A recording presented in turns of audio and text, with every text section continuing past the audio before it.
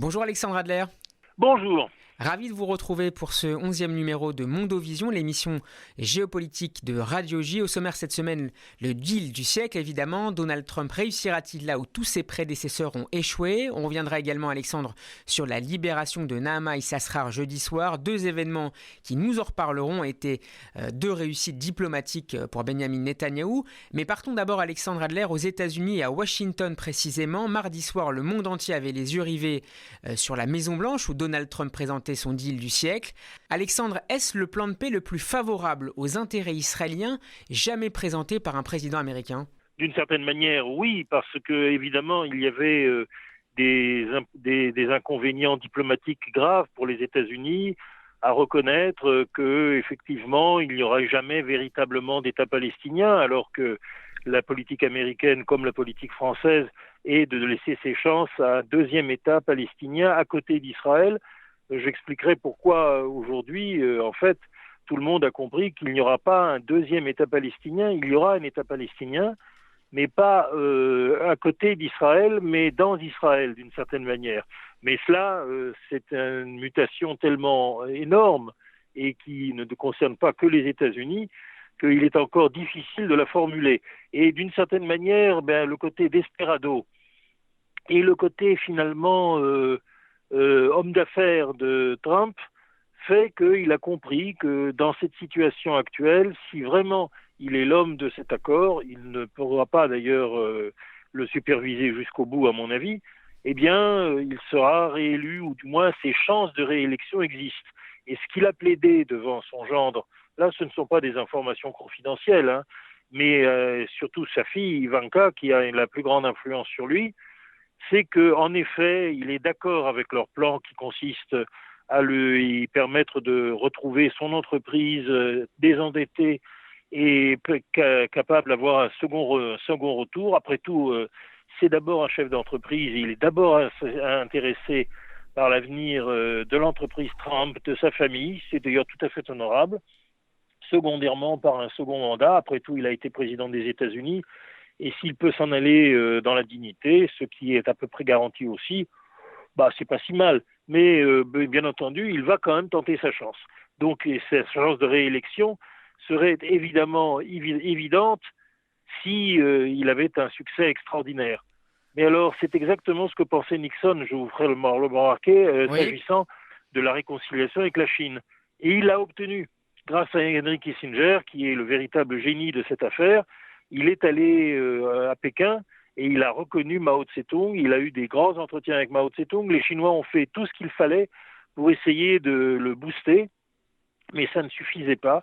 C'est-à-dire que l'affaire du Watergate était trop grave dans sa nature même, dans sa texture, et il a été obligé à la fin de démissionner. L'impeachment n'est pas allé jusqu'au bout. Il aura été très vite amnistié aussi, mais enfin, c'était fini. Et vous pensez que là, Donald Trump peut réussir? Vous pensez que Donald Trump peut réussir? Je pense que, plus exactement, je pense pour ma part que l'histoire ne se répète pas. Donald Trump partira beaucoup moins ignominieusement que n'est parti Richard Nixon, qui a eu ensuite un rattrapage, mais loin plus tard. Mais lui, Trump, je ne pense pas, mais en revanche, je ne pense pas qu'il pourra se représenter pour la bonne raison qu'il se trompe en croyant que tout est lié au processus de paix israélo-palestinien. Oui, bien sûr, c'est très important. Et oui, bien sûr, nous allons y venir maintenant sur le fond, il se joue quelque chose de décisif. Mais cela dit, pour autant, ce qui aujourd'hui frappe les Américains de manière totale, ce sont les images d'Australie, les incendies terribles qui ont ravagé ce pays. C'est les images aussi de la Californie, qui est elle-même touchée par le réchauffement climatique. C'est les annonces de cyclones qui sont évidemment sans aucun rapport avec ce qu'on a connu dans le passé et qui sont corrélés, bien sûr, à des changements climatiques importants. Et là, les Américains sont profondément choqués, comme nous le sommes nous-mêmes. D'ailleurs, la conjoncture est ici mondiale. Et c'est celle qui, d'ailleurs, fait chavirer bien des têtes, parce que les Américains, comme les Français, sont en train de vouloir tout et son contraire, et des mesures qui ne s'imposent pas, comme ne s'imposaient pas, bien entendu, les masques pour les malheureux qui arrivent ici et qui sont touchés par le coronavirus. Mais ça, les paniques sont une caractéristique évidemment de notre monde, de son immaturité, et c'est ainsi le cas dans cette affaire.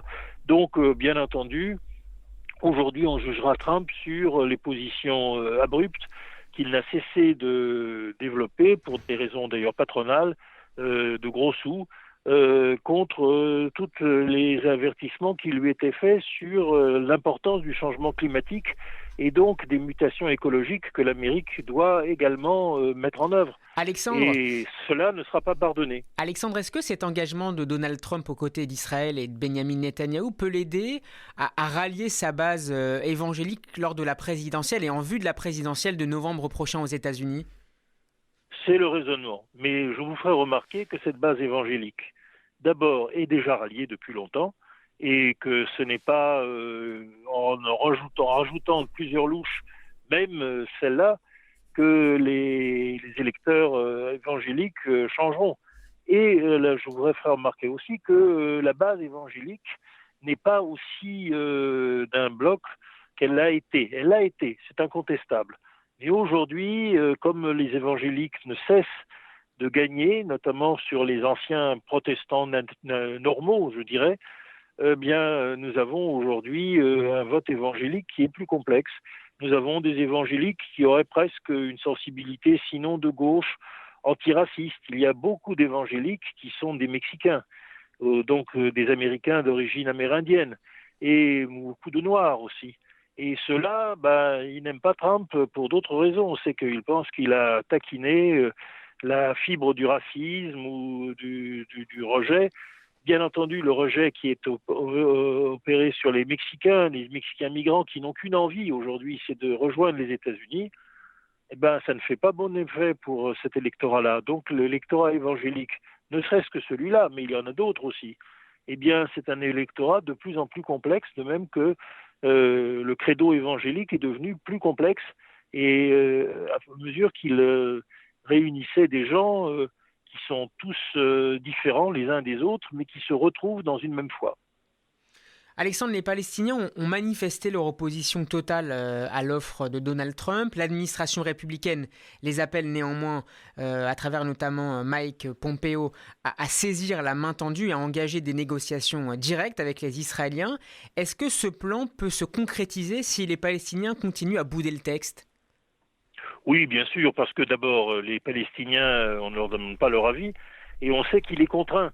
C'est-à-dire que tous les modérés, à commencer par le président de l'autorité palestinienne, mais tant d'autres, savent qu'ils sont sur l'objet d'un décret de mort, si jamais ils vont jusqu'à faire un geste symbolique vis-à-vis des Israéliens. Et comme on ne veut pas qu'ils meurent, on ne veut pas non plus qu'ils fassent ce geste symbolique, on préfère les garder vivants et influents. Car, bien entendu, l'opinion palestinienne est extrêmement divisée en réalité sur cette question, et il se demande exactement ce qui viendra. Et c'est la raison pour laquelle il faut continuer à procéder de l'avant, sachant bien sûr que la plus importante négociation n'a pas lieu là, elle ne peut pas avoir lieu publiquement, et que, bien entendu, le plan Trump n'est pas un plan Trump, c'est le plan de Bibi Netanyahou. C'est Netanyahou qui a plus ou moins inscrit dans ce plan ce qui est acceptable pour la droite israélienne et qui ne le fera pas perdre de majorité, et ce qui ne l'est pas, ce qui devra venir avec un certain nombre de gestes importants qui vont débloquer la situation. Mais si je puis le permettre, oui, il y a déjà un plan, un chapitre de ce plan qui est réalisé et qui est capital. Vous savez que les intérêts résiduels de l'État jordanien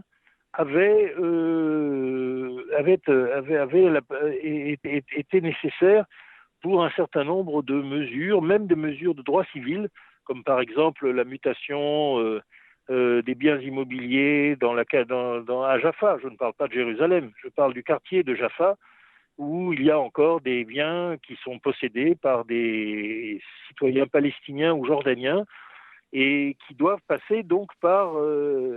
passer par l'interférence de l'État jordanien. À un moment donné, le roi Hussein, à la fin de sa vie, a jugé que ces éléments résiduels de présence jordanienne sur le territoire de la Palestine mandataire était dangereux. Et donc, il s'en est défaussé. De sorte qu'il n'y a plus aujourd'hui d'État arabe, sinon la Ligue arabe complètement évanescente et divisée, qui peut à certains moments intervenir pour les intérêts globaux des Palestiniens. Mais bien entendu, elle n'a aucune envie et aucune possibilité de le faire. Longtemps, elle était bloquée par la mésentente, mais l'alliance de fait des deux grands États baassistes, la Syrie d'un côté et l'Irak de l'autre, qui ont l'un et l'autre explosé fort heureusement. Mais disons maintenant que la question se trouvait posée, elle est résolue, puisque les Jordaniens, ils n'ont pas d'autre choix, et ils ont fort bien fait de le faire, ont accepté que les intérêts aujourd'hui du monde arabe soient gérés par l'Arabie saoudite. Or, on n'a pas besoin d'être un grand clerc et de connaître, comme moi je la connais en profondeur, la politique saoudienne, pour vous dire que ce n'est pas le roi Salman qui est un personnage falot et dangereux, mais bien entendu, son fils est un brave homme, mais qui n'a pas son mot à dire, c'est Adel Jouber, qui est l'homme fort en fait, et qui a l'intelligence très chinoise. Il a évidemment lu Sun Tzu, et il faut que le chef apparaisse toujours masqué. D'ailleurs, regardez en Chine, quand vous avez une délégation... Vous pensez, Alexandre, que Jouber a plus d'influence? C'est le chef, hein, c'est un Chinois qui est mal habillé et qui prend des airs modestes. Alexandre, vous pensez que Jouber a plus d'influence que le prince héritier en Arabie Saoudite? Mais oui, je le pense depuis toujours, mais là maintenant, on l'a vu quand le prince héritier voulait, pour des raisons de prestige, après des attentats qui avaient eu lieu menés par les Iraniens, bombarder, ne serait-ce que symboliquement, une cible iranienne. Et Jouber lui a refusé. Pourquoi l'a-t-il refusé? Parce qu'il a lui-même sa propre diplomatie avec l'Iran, qu'on m'a expliqué d'ailleurs, et qui consiste à ne pas provoquer l'Iran et ne pas provoquer de guerre, ce que d'ailleurs Trump observe jusqu'au millimètre. Et donc, il n'y aura pas de guerre avec l'Iran, pour la bonne raison que la majorité des Iraniens ne souhaitent que se débarrasser des mollahs et le plus vite possible. Et il n'y aura donc pas de guerre parce que Jouber interdit absolument toute opération militaire, ce qui prouve que MBS, tout en ayant officiellement encore la possibilité d'être le successeur du roi Salman, on verra quand ça viendra, mais MBS n'a plus aujourd'hui l'autorité pour demander un bombardement ou même une mesure symbolique. C'est Jouber qui décide de tout. Et bien entendu, il est tellement intelligent, cet homme, je pense que c'était même un génie, que jamais vous le prendrez en train de faire une déclaration, ou très peu. Mais les gens qui savent, et notamment aux États-Unis, savent très bien que c'est lui le patron. Et bien entendu, ses liens avec Bibi Netanyahou sont intimes. Intimes. Et c'est la raison pour laquelle l'alliance israélo-saoudienne est une des plus solides aujourd'hui de ce monde en fusion dans lequel tout est en train de bouger. Mais il y a une chose qui ne fait aucun doute, l'Arabie saoudite et Israël sont les alliés les plus étroits de la Terre. Et j'ajoute à cela que, bien entendu, dans cette alliance, évidemment, l'Arabie saoudite est prête à faire beaucoup de choses, et notamment à reconnaître diplomatiquement, c'est la deuxième phase de ce plan de paix, l'État d'Israël, en disant que, bien entendu, aucun problème n'est réglé, il va falloir négocier. Là, ils négocieront durement pour les Palestiniens, c'est évident. Bibi s'y attend d'ailleurs et ne décourage absolument pas cette attitude. Mais pour cela, il faut déjà que Bibi Netanyahou gagne l'épreuve électorale qui lui est imposée, parce que j'appellerais de manière bibliquement la haine sans raison. Mais cela dit, je pense qu'il est en bonne voie. Alors justement, Alexandre, Benjamin Netanyahou assistait mardi à la présentation du deal du siècle aux côtés de Donald Trump. La séquence est évidemment très favorable au Premier ministre israélien, à un mois des élections qui auront lieu, je le rappelle, le 2 mars prochain. Bien sûr. Est-ce que Bibi Netanyahou voilà se concrétiser son objectif stratégique, peut-être depuis le début de sa carrière politique, à savoir pérenniser la présence israélienne dans les implantations de Judée-Samarie? Oui, bien entendu, c'est un objectif stratégique, mais je ne sais même pas si Bibi Netanyahou était convaincu de cela il y a encore quelques années. Cyniquement et politiquement, il a déstabilisé tous les partisans de la paix, qui sont des gens profondément estimables, en disant qu'ils étaient en train de faire, de vendre absolument tous les avantages d'Israël pour rien. Et c'est déjà ce que Ehud Barak avait fait en évacuant le Liban précipitamment, à un moment où il était en train de paniquer sur des peurs de guerre qui ne se sont d'ailleurs pas réalisées. En 2000. De sorte que, oui, en l'an 2000, de sorte que déjà, cette erreur a été faite. Il ne faut pas la recommencer, c'est tout. Et là, Netanyahou, stratégiquement, et connaissant les États-Unis comme il les connaît, parce que je rappelle que c'est d'abord et avant tout un juif américain dont l'hébreu comporte encore des anglicismes, avec des traces même très faibles d'accent américain, mais surtout une culture américaine qui est la vraie culture, sa vraie culture, raison pour laquelle vous savez qu'Israël est un pays extraordinairement clanal, de même que je peux compter sur absolument tous les juifs d'origine allemande qui parlent encore allemand, il n'y en a pas beaucoup. Eh bien, de la même manière, Bibi a été tout de suite le protégé de Moshe Arens. Moshe Arens, qui lui-même est un juif new-yorkais, qui a fait son alia en 1946. Et qui était l'ambassadeur d'Israël aux États-Unis. Qui a été ambassadeur aux États-Unis, mais qui est véritablement le chef, si j'ose dire, le lance de la communauté des juifs américains nés aux États-Unis en Amérique, et qui comprend d'une certaine manière Golda Meir, bien que officiellement elle soit née en Ukraine et qu'elle est d'abord par les Russes. Mais cela dit, Golda a quand même été d'abord et avant tout liée à l'expérience américaine elle aussi. Mais Moshe Arens, beaucoup plus qu'elle, et Moshe Arens a toujours été le protecteur de tous les juifs américains, et il considérait les deux frères Netanyahou, bien sûr, surtout après la tragédie d'Entebbe, comme donc Bibi, comme ses fils spirituels. Et c'est Moshe Arens qui a voulu que Bibi Netanyahou s'engage dans la politique américaine. Et comme vous le rappelez très justement, il a été ambassadeur aux États-Unis, comme Bibi l'a été. Et Bibi a été plus que ça. Il a été ambassadeur aux Nations Unies. L'interlocuteur permanent de la CIA. Il a été ambassadeur, Netanyahou était ambassadeur d'Israël aux Nations Unies, grâce à Moshe Arens. Aux Nations Unies, ouais, à New York, voilà, c'est ça. Mais enfin bon, ils sont tous... c'est tous ce même groupe qui est capital, puisque les États-Unis, rappelons-le, est le pays capital pour la diaspora aujourd'hui, comme l'a été à une époque l'Allemagne, comme l'a été ensuite la Russie, mais aujourd'hui, la diaspora est en Amérique. Et donc, en réalité, c'est la deuxième patrie de tous les Juifs maintenant. Alexandre, l'autre événement de la semaine en Israël, c'est la libération de Nahama Issachar jeudi. Cette Israélienne qui possède également la nationalité américaine a bénéficié d'une grâce présidentielle après avoir été condamnée à une peine très sévère de 7 ans et demi de prison pour possession d'un peu moins de 10 grammes de cannabis. Quelle lecture faites-vous, Alexandre, de cette séquence diplomatique longue de 7 mois entre Israéliens et Russes ? Qu'est-ce qu'a cherché à faire finalement Vladimir Poutine dans cette affaire qui évidemment dépasse la seule situation de Nahama Issachar et qu'il faut inscrire dans le contexte de la relation complexe entre Jérusalem et Moscou? Sortir tout simplement du piège que lui tendait Piotr Lavrov, son ministre des Affaires étrangères, mais qui n'est pas du tout son ami. Et bien entendu, j'ai expliqué à peu près tout ce qui allait se passer à nos auditeurs, donc je suis triomphant, si j'ose dire. Mais en réalité, c'est tout simple. Bien sûr qu'une telle déni de justice en Russie ne pouvait pas durer longtemps. C'est une menée d'un certain nombre de gens qui voulaient bien sûr gêner Poutine et qui sont particulièrement indignés de la façon dont Poutine, dans la suite d'Andropov bien sûr, mène une politique juive absolument ouverte. Il ne se cache absolument pas aujourd'hui de son engagement pour Israël et de sa volonté de préserver en permanence les intérêts et l'alliance de la Russie et d'Israël. Là aussi, un retour à ce qu'a été la politique de 1947, mais que Staline activement essayait de saboter depuis le début, parce qu'il avait une profonde méfiance envers les Juifs et surtout une profonde inquiétude devant l'immense majorité des élites juives dans les services secrets et dans les ganglions les plus importants de ce qu'était le pouvoir soviétique après 1945.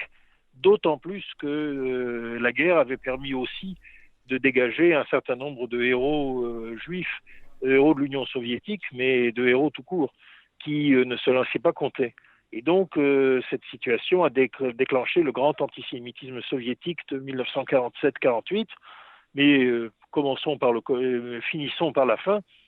Aujourd'hui, Poutine, qui est le fils de Broverman, qui était le chef des services secrets du SMERSH, qu'on appelait à l'époque, enfin, du contre-espionnage, et qui a été horriblement torturé, mais finalement finit par parler, et qui a renoncé finalement à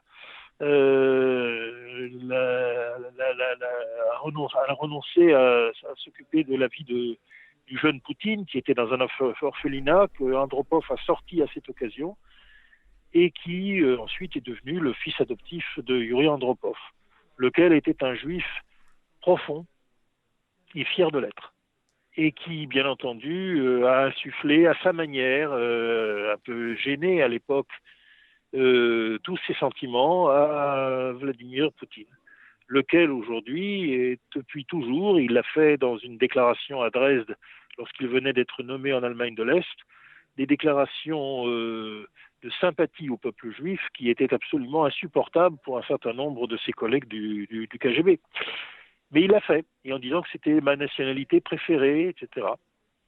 Et puis la suite est connue. Aujourd'hui, le seul bien qu'il déclare est l'appartement qu'il a offert à son ancienne professeure à Leningrad. Et puis on sait aussi que dans l'appartement communautaire, il y avait une famille juive, que d'ailleurs Andropov avait diligemment installée là, et qui était aux yeux de Poutine aussi comme que ses parents. Et donc il a un véritable dévouement pour toute cette famille juive qui a fait le cercle autour de lui, et toujours. Et là maintenant qu'il est le premier de ce pays, mais vous savez, en Russie il n'y a jamais de premier comme ça, eh bien il s'est permis un certain nombre de choses qui ne lui sont pas pardonnées. Mais bien entendu, il continuera parce que c'est un homme extrêmement courageux et même audacieux, et parfois téméraire, moi je le pense. Mais enfin, il est comme ça. Et dans ces conditions, aujourd'hui, ses liens avec Bibi Netanyahou sont des liens, je dirais presque de fraternité. Et donc, bien sûr, Lavrov n'est pas du tout d'accord avec cela. Il se trouve que Lavrov est arménien, il est aussi dévoué à la cause arménienne que nous pouvons l'être à la cause d'Israël, et il succède au ministère des Affaires étrangères à une théorie de ministres juifs qui étaient tous dans les mêmes idées que Poutine. Et Lavrov, non. Et Poutine ne peut pas se permettre d'éliminer Lavrov, surtout qu'il y a beaucoup de gens qui grondent sur son attitude vis-à-vis d'Israël. Et donc, il y a des complots incessants dont Lavrov est un des objets, mais Lavrov lui-même a compris quand même qu'il ne pouvait pas défier Poutine jusqu'au bout, et il se prépare, il a déjà annoncé, à se retirer, guess where, imaginez où, n'est-ce pas, ce grand patriote russe veut aller. Eh bien, il veut aller à New York, il n'aime que New York. Et il a déjà acheté un appartement pas loin de l'East River. Et c'est là qu'il va couler des jours heureux et continuer à nous emmerder comme Carter nous a emmerdés. Eh bien, nous suivons ça, Alexandre. Merci beaucoup. C'est déjà la fin de notre émission. Merci à nos auditrices et auditeurs de plus en plus nombreux à nous suivre tous les dimanches. Vous pouvez podcaster cette émission sur notre site radioj.fr et sur notre nouvelle application Radio J officielle. Excellente semaine à vous et à la semaine prochaine, Alexandre. À la semaine prochaine. Non. À la semaine prochaine. Non. À la semaine prochaine. Non.